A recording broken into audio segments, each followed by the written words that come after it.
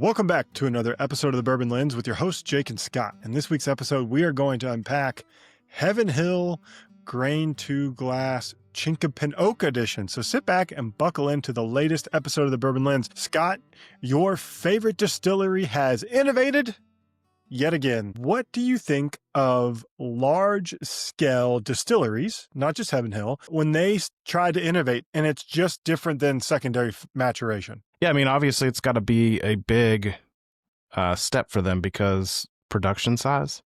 Mm-hmm. You know, like they're running batches upon batches upon batches worth of whiskey. So to stop the still, I mean, this was all 6 years ago, but to stop the still, switch to a different mash bill or 3 different mash bills here, it's going to be a little bit easier for them now. Mm-hmm. Now that they've got the new distillery online, the Heaven Hill Springs. So, yeah, I mean, it's great because it's like we see smaller distilleries. This is where they're innovating. You know, they always talk about our partner at ISC or our partner at Kelvin and these special barrels, or we've got grain, which is grown right down the road. So it's like the big guys eventually had to do it. I mean, they're kind of forced by craft distilleries to say, okay, we see you, and now we're going to show you what we can do. Yeah, I agree 100%. And, you know, I think the grain varietal kind of champion obviously is New Riff. And I think they're in that large scale craft, I think is how they're qualified, right? Because I don't know if they produce enough barrels to be not considered craft by proof gallon. But New Riff, I feel like, led the charge. And then we saw, you know, one of the preeminent distilleries a couple years ago before Grain to Glass came out was Jim Beam. And they released, you know, the Hardins Creek stuff. And then, you know, you had the Claremont, the Boston, and the Frankfurt releases. And so I think it's really interesting when the larger players do go out, source different grain, and do these different type of barrel projects that are allowing the grain and the product to shine, and you're not hiding it, and I'm using that in quotations, with a finish, right? You are just letting the grain and the barrel do all the shining, which I think is super unique. Yeah, because I just remember my time going back to like the Bourbon Trail and just doing the normal consumer tour. They always talk about, you know, we're getting all of our barrels from ISC, or we're getting all of our barrels from this cooperage, and they're all the same. And we want everything to be the same, so everything is consistent. But then it's like, well, now you've got to play around. You've got different mash bills. You've got different wood, you know, products. You know, there's different obvious woods, white oak and things like that, but finishing and then primary maturation too. So it's like, it's kind of like changing that selling point. Mm-hmm. Yeah. And I think, you know, this is something that the Heaven Hill family, the Shapira family, I feel like loves this idea of getting close to the grain producers. We'll talk about that here in a minute. And I think it's a next step for Heaven Hill, right? You have seen that they are aging some of the largest quantities of barrels inside the state of Kentucky, if not even the world at this point. And for them to be able to say, you know what, we could take a step back. We don't have to produce HH Reg every day. We don't have to produce the wheated mash bill every day. We can actually switch things up when allowed to be able to experiment. And so this project has taken a while because it's finished in this thing called Chinquapin. And I feel like we only know Chinquapin from, you know, Michter's fame, right? With their Baumburgers and Shanks profiles. And so we looked this up. It's also in the press release. For those people who don't know, can you share a little bit, if you still have it up, what Chinquapin Oak is?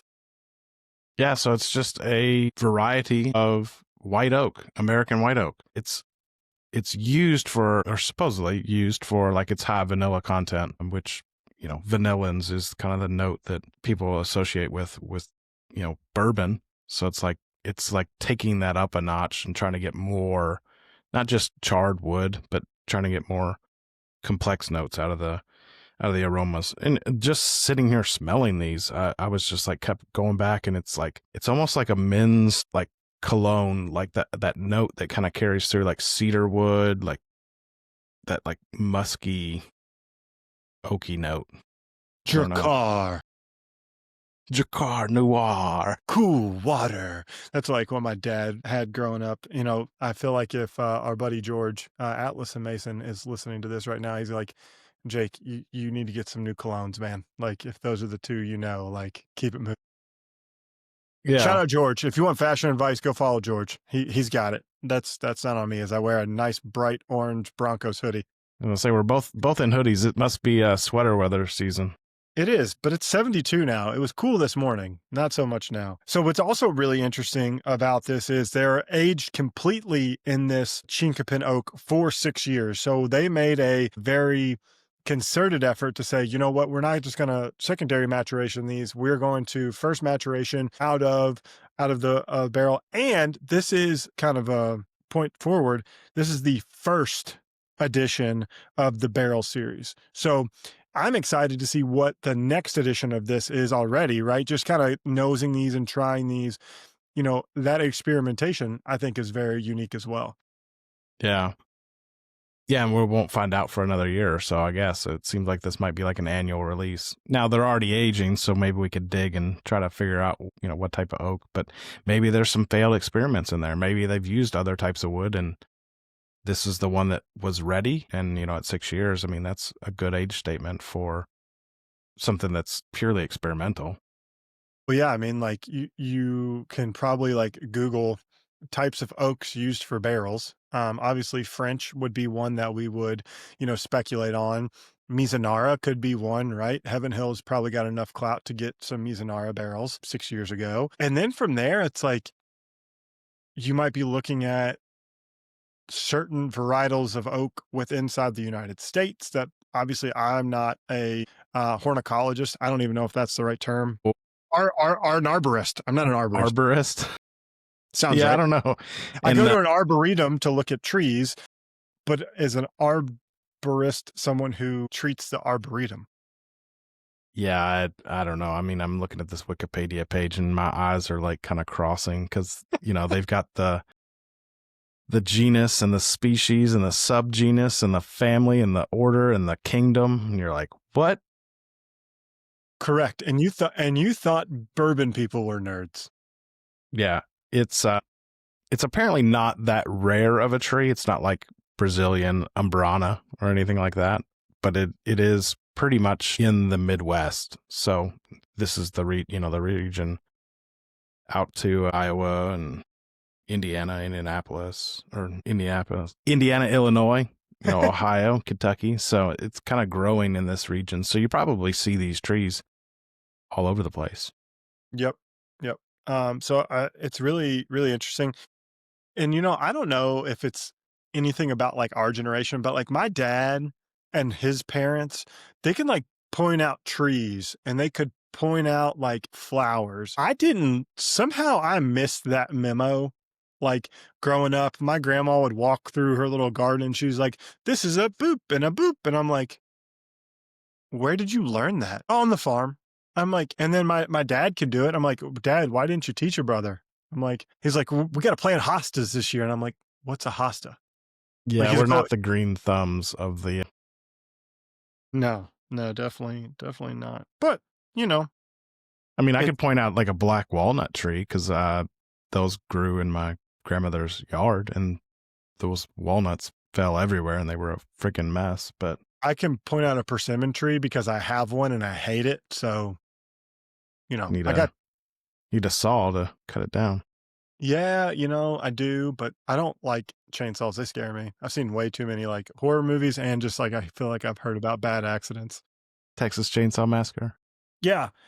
Yeah, just a guy with a I don't do scary movies. Like I like Silence of the Lambs. Like I love that because it's kind of like a thriller scary movie, but like you don't see a lot of stuff. But like I don't do blood and gore. Like Saw. Not a fan. Just not for me. Spooky season though. So just real quick on the rundown of these, we have the bourbon, we have a wheated, and we have a rye, which are their traditional 3 types of whiskeys that they put out in market. So I believe you're sipping on the bourbon right now, which is a 52% corn, 35% rye, 13% malted barley at 105 proof. The wheated, which we have in our glass next, is a 52% corn, high wheat, 35% wheat, and a 13% malted barley. And then the rye is a higher than Kentucky rye, 63% rye, 24% corn, 13% malt. So the only thing really consistent in these mash bills is the malt. And then obviously on the bourbon, and the wheat, they switch the rye and the wheat, both 35%, and the corn stays at 52%. They use a special style of corn for this. Again, to get nerdy on this, use Beck's 6225 was chosen and grown by multi-generation family run Peterson Farms in Nelson County, just across the road from Heaven Hill's Bardstown campus. It's not yellow dent number 2, right? That's about what I'm going to say to that. But it is cool because this is a hybrid family-owned seed company. So they got to play with how this varietal is made. And so that leads us to the bourbon, which, this is not HH Reg, right? The bourbon you are in love with, and so are many more people in the world. The one thing I will say before I kind of let you share your thoughts on this, fruitier than anything else I've ever had from Heaven Hill. Like, that's the thing that's standing out to me. The fruit forward notes, I think, are the most interesting thing on the bourbon wheat and the rye. Yeah, I think the fruit, at least from like the nosing perspective, really stands out, especially in the rye in terms of like the palate. Like, I've only tasted the bourbon just now, but on the nose of all of them, it's that fragrant, perfumey, woody note that just keeps coming back. Like it's like inviting you into the glass. Yeah. But it's not, it's not HH Reg, which is just, it smells like caramel corn and, a little bit of peanut. But no, this one is more rich. I feel like this is, of these from a nose perspective, I think it leans to the season that we're in right now. Like a little bit darker notes. A lot of like dark chocolate and like figgy, leathery, oaky notes in this nose and palate. And people are like, oh, have you ever licked leather before? No, I've not, but I've been around leather enough to know what it smells like. And that is going to invite my palate to feel that way. But those like richer, deep, complex notes. And to borrow, our friend John, the bourbon finder, it's layered. This has nice layer to it. It's not just one note. The nose is one thing. There's complexity on the palate. The finish kind of stays with you, which I like. I mean, if you're going to drink something, especially at $129 and 105 proof, let me experience that. And I feel like this is an experiential type of pour. Yeah, you want something that's nuanced that you can sit back and enjoy as complex whiskey. You go back 5 minutes later, 10 minutes later, the same glass, you might get something totally different. But yeah, I mean, this has a nice rye content to it, but I can't tell if it's the wood influence also, like that peppery oak note. But it's almost like I just got out of like the shower and had, body wash or whatever. Like it's that immense, like, wow, that's really fragrant. Yeah. It's like you got a contact from someone who wore too much cologne. So like you didn't put it on, but you brushed up against Johnny with his shirt unbuttoned and his gold chain. And now you smell good because Johnny overspread. Is you rubbing up on Johnny?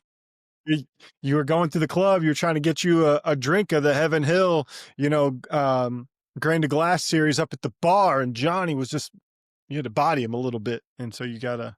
Yeah. I mean, it's definitely in like an inviting nose. Mm-hmm. I think it's very fall forward. There's almost like a, like pumpkin-y spice type of note in here, like that pumpkin spice note that, everyone loves. It's, favorite thing to do. I love to drink the bourbon, but man, nose in a glass afterwards, I might get just as much enjoyment out of that. Yeah, no, it's definitely true. Yeah.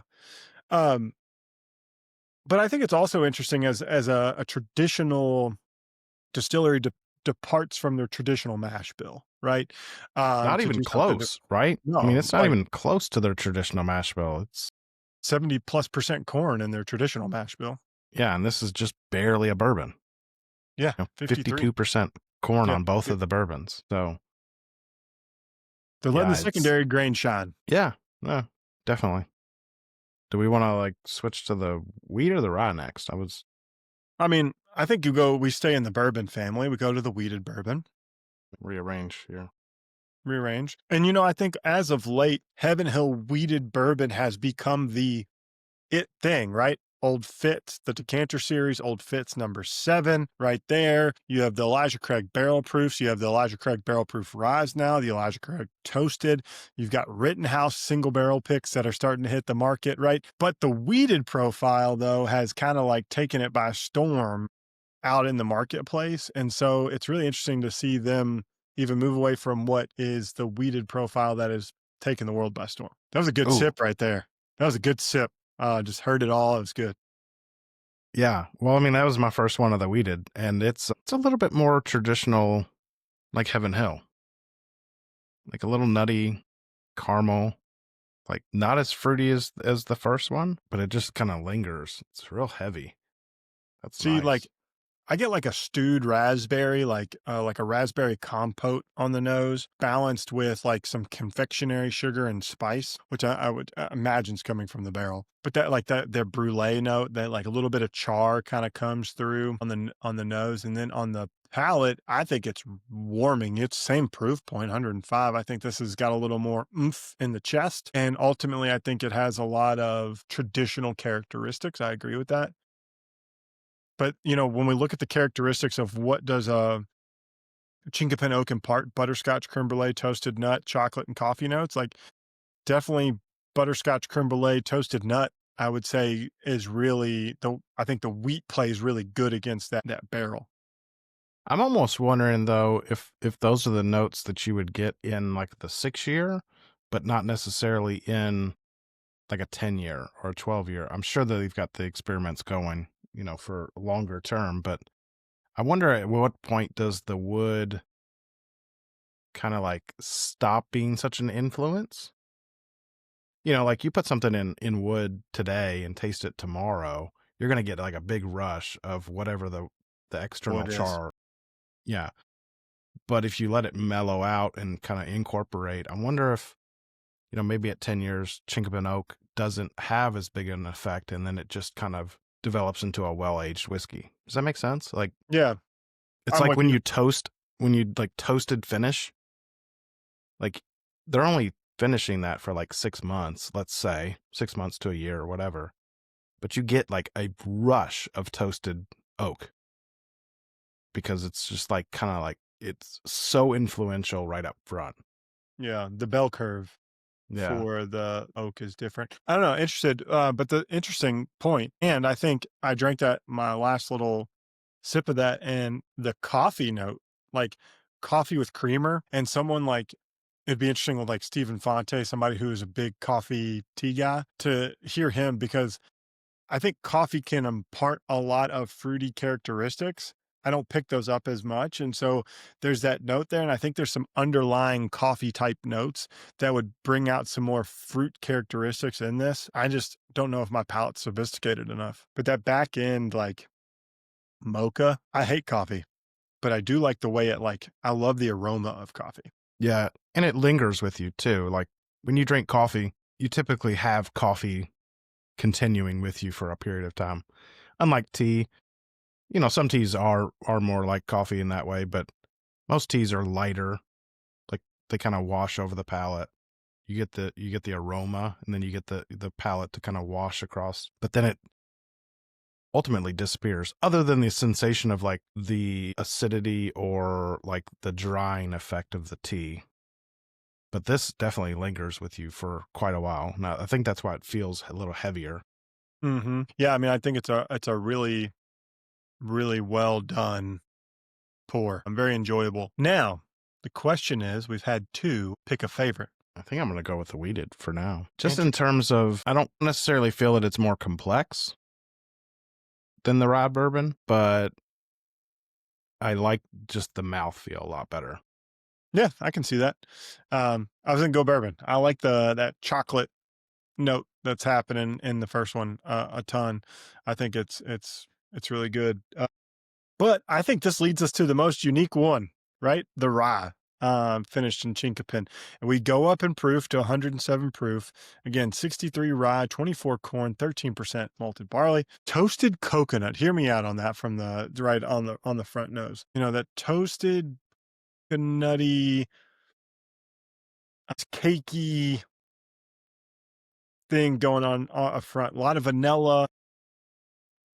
If you had like a toasted coconut layer on top of a cheesecake, that's what I'm getting from a nose perspective. It's a really, really specific thing, guys. And I just love cheesecake. I'm a big cheesecake fan. I definitely get like the vanilla cakey notes with this one, but it has like a tropical fruit to it too. Like, I'm not sure if it's like pineapple. It might be like ambiguous tropical fruit, whatever, wherever your mind takes you when you think of the tropical fruits, going on vacation or whatever, having some kind of tiki drink or something like that. But maybe like that coconut, pineapple, like fruitiness on the nose. I mean, I haven't even really tasted it yet, but Well, then I'm gonna do that. I'm gonna go ahead while you take a sip and tell you that, boy, does that take you on a tropical ride. Like, that is a stellar rye whiskey. Like, I don't know if I've had a better rye whiskey this year. Like, that is really good. It's bright. That's what I like about it. It's bright. There's a little bit of like lingering spice pepper note on the back end, but like the brightness, the vanilla, the fruitiness, that fruit cocktail. I mean, come on. That's phenomenal. It's almost like you go back to your coffee analogy, my retired barista, self. I always preferred like African coffees because to me they had less acidity. Like, Latin American coffees I felt like had a higher acid content, but they always had like this bright like orange and like citrus note that kind of just like popped. It just, especially like when you would eat like some sort of pastry or something to go along with the coffee. When you did that, it just made it so like, it just made your mouth like wake up. Like the coffee just did its job. That's what this does. Like it just is like making your taste buds just like go crazy. It's a pop. And like I took a drink of water, reset my palate, and then had another sip. The pop's still there, but then there's a little more chocolate, like like bitterness that kind of comes in. To be a hell of a old fashioned or a Manhattan for those people who like that Manhattan. Not I, said the little piggy, but we still have time. You know, we're here on Friday. You could still participate in old fashioned week with this guy. Oh, yeah, it But is wrapping up, isn't it? but you know, I think that rye's stellar. I got a new favorite. The rye's my favorite. Higher proof, higher Higher rye proof. content. The proof I wouldn't say you could tell. I don't think that any of these like really taste proofy, but they taste like they have a good body. Correct. And so, you know, but it fits our profile under 110. I mean, that's kind of what we're looking for. Um, so again, these are starting to hit nationally. Start in November. Limited quantities. These will be around. MSRP is $129.99. If you do look at the bottle, you'll say, "Isn't it a little bit smaller?" It is 700 mils. Uh, so a little bit different than you know, your previous thing. It's in a bespoke bottle. It's embossed, family owned since 1935. The bottle features a jewel tone labels, unique to each mash bill, a gold coin cork insert, tack strip calling out the Chinquapin Oak barrels. Keeping with the brand's focus on transparency, each label also details the corn varietal, mash bill, distillation, and release years, complemented by custom illustrations that nod to Bernheim Distillery and the Kentucky farming Kentucky's farming traditions. Wow. Apparently, they don't teach you how to read well in Kentucky either. He's had 3 sips of bourbon. This 2 isn't a bourbon bourbons, 1 thing. rye. This isn't a whiskey thing. This is a Jake thing. That was just an English language thing. We all do Uh, it. yeah, We all do it. Yeah. it was a bear to English.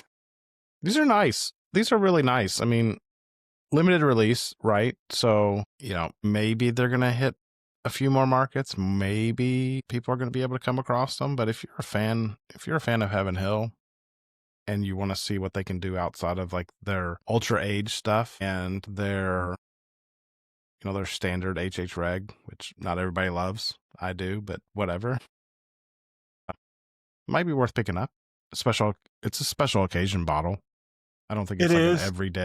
everyday sipper. Now, I don't think you're gonna be disappointed if you sit around this, and taste it over the course of a few days. You're gonna probably get a lot of different notes.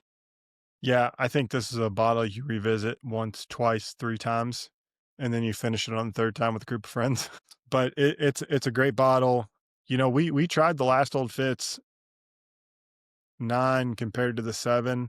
If you're looking to spend a little money in the collection of, Heaven Hill, and you could pick up an Old Fitz decanter, probably $150 or this, I'd lean this way. I think it's a little more unique. It's a little bit different, even though the decanter is the most beautiful bottle in the industry.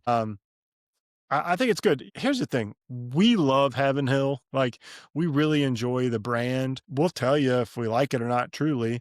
But each of these offer something a little bit different and unique. And I think they all work in their own unique way. And I'm just excited that another big distillery is playing with grain varietals and able to do something different. Yeah, one of the big guys. I mean, I think that we're probably gonna see a lot of their experiments start to roll out because for so long they were just trying to keep up with demand and production and things like that. But now we're 6 years into their their ramping up of production. So it's like you're going to start to see these things trickle out.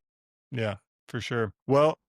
Well done, Heaven Hill. Well done, Connor. Well done, the whole distillation team and the marketing team that put this together. If you see this out and about during this October, November, December, be on the lookout, pick it up. I think you'll really enjoy it. And we'll catch you next time on the Bourbon Lens. Cheers. Cheers.